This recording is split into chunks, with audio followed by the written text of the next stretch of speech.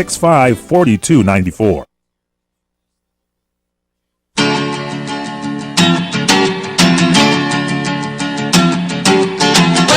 Welcome back, everybody, to What's Cooking Today show. I'm Eric Hines, and I'm poised right now to introduce to the show Rick Steves. He's the author of a great book, The Best of Europe. And boy, I got the book on my desk now, and this thing is a monster. This gives you everything you need to know about travel in Europe, from the best destinations, the best way to find transportation, the best restaurants, and so much more. And with that, let me bring Rick on the show. Rick, welcome to the What's Cooking Today show, my friend. Thank you. Nice to be with you. Absolutely. Thank you for joining us. And, you know, us here on the What's Cooking show, we're big culinarians and big fans of French and European food. And your guide is so comprehensive with everything from the best hotels, the best eats, the best transportation for every location you could think of in Europe, the Swiss Alps, Munich, Paris. You got the Rhine Valley. I mean, you got everything in here. This is a piece of work. How long did it take you to put this together? Well, actually, the book that you're holding, The Best of Europe, is... It's over 1,000 pages.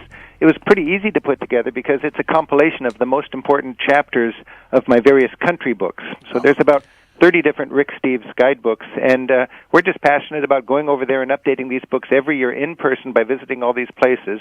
I spend 4 months a year in Europe myself, running around with local guides, and one of my passions is the food, just like yours. And every night I've got a local guide, and then I'm just blitzing the town, dropping in on all these restaurants, talking to people, learning what's going on and what's fun to eat, and putting it into the book. So Americans, when they have 2 nights in Salzburg or 2 nights in Burgundy or 2 nights in Tuscany, they know what their good food options are and where they might get the best value. Now, Rick, does a European vacation, does it have to break the bank? No, the dollar is really strong in Europe right now, so I would say it's fair to say it's as expensive to eat out in Europe as it is in the United States. They're a rich society, we're a rich society, and a lot is determined by the relative strength of our currencies. 300 million Europeans have the same coins jangling in their pockets, the euro, and right now it costs $1.08 to buy a euro. So it's basically par. If it's a 20-euro dinner, it's a $20 dinner. Oh, that's great. And, of course, hotel accommodations can run the gamut. I mean, if you want to save some money and go budget, I'm sure you can find some pretty reasonably priced hotels with a beautiful view and everything else. Well, that's why people get a guidebook. A guidebook is a $20 tool for a $3,000 experience. Personally, I would not spend the money for a view in my hotel room. I would save the money for a nice dinner and go in a good, well located hotel without the great view. I just want a hotel that's quiet and safe and friendly, and then I want to have enough money left over to do the experiences and eat the nice food and drink the good wine. Well, that's some great advice, sir, because I know that a lot of people end up thinking they're going to spend all that time in the hotel room. But I mean, if you're in Europe, you want to spend most of your time out there in the cities and in the countryside, and like you said, with your local tour guides. And remember, Europeans love to be on the square late at night, and if you ask for a room with a view, you're going to pay extra to be on the front where the noise is at 2 o'clock in the morning. And, Italians seem to sleep better when there's noise coming in their window, but I'd rather be a few floors up on the backside without the view. Oh, there we go.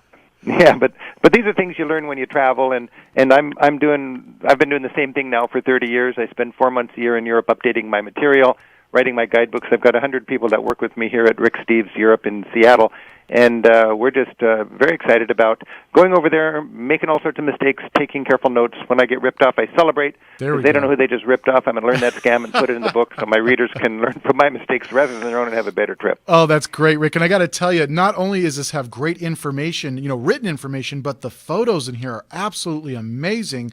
Some of the greatest locations, beautiful photos, and maps. Not only do you have the photos, but you also have very detailed maps of great areas, so you could find everything you need to find that's in the guide right there at your fingertips. And now, when you're traveling around Europe, do they have like an Uber service, or you catch a taxi, or how does that work? Well, there's different ways to get around in Europe, and it changes as technology evolves. I'm pretty enthusiastic about Uber these days, and where Uber exists in Europe, it works the same as it does in the United States. So if you like Uber, and if you got the app, it works the same over there. One of my tricks in Paris is, in the book, I've got a little kind of a game where you get your Uber driver, and then there's a whole list of all the most beautiful floodlit monuments in Paris, and you give that list to the driver, and then he takes about an hour driving around the city, and he stops at every site where you jump out and do a fun little dance and take a few selfies and enjoy the moment, and then you drive to the next site.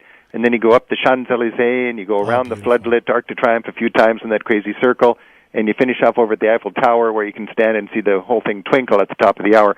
But that you can do quite reasonably now by Uber, and it's a lot more fun because Uber drivers are characters in Europe just like they are in the United States. To say the least. So that's a really great piece of advice as well, is that you kind of get, because we want to maximize our dollar, we want to maximize our time when we're doing great vacations like this, and that sounds like a great way to have these precious moments, capture them on film, take those great photos in front of these historic monuments, and then on to the next one. And when you finally head home from your vacation, you can go through the photos and say, look at all these great places we went to, show off to your friends, and forever have those memories. This is great, Rick. Well, plus you've humanized Europe, and you realize, hey, they got their own dreams, and they got their own values, and they've got their own challenges, and you recognize that we're all in this together. And the beautiful thing about travel is we gain empathy for the other 96% of humanity, and that's one thing we're very passionate about where I work at Rick Steves Europe, is challenging Americans to get out there and get to know the rest of the planet, and Europe is a very good starting point. So Europe is friendly, and Europe is well-organized. There's really no language barrier. The dollar's strong. Europe is better designed and organized than ever to share their culture. Well, I love that sentiment, Rick, and I want to encourage everyone out there that is thinking about traveling to Europe or as a regular traveler, pick up Rick Steves' Best of Europe guide. This is a must-have guide. It is a compilation of the best of Rick's experiences all throughout Europe. Rick Steves, thank you so much for taking time to join us, my friend. It's my pleasure, and happy travels. Thank you so much. If you guys want to get more information about this, of course, you can go to Rick's website, ricksteves.com. That's ricksteves.com. And really great stuff. Of course, this is published by Perseus Books, available at your favorite book retailer or online at all your favorite book resellers. This is a must-have book for all of you travelers out there. I mean, I'm enamored with just the pictures. I mean, this is giving me ideas of what I want to do with my European vacation. Park Güell's Entry Stairway in Barcelona. Never heard of it, but guess what? I saw the picture here on Rick Steves' guide, and it makes me want to go. So, guys, be sure to pick it up. If you have ever thought about traveling to Europe, or like I said, or if you're a frequent European traveler, pick this up. You will not be remiss. You will not get lost, and you will have the time of your life. Be sure to check it out, and also go to ricksteves.com. Stick around, guys. More great stuff coming up here on the What's Cooking Today show right here on CRN Digital Talk Radio.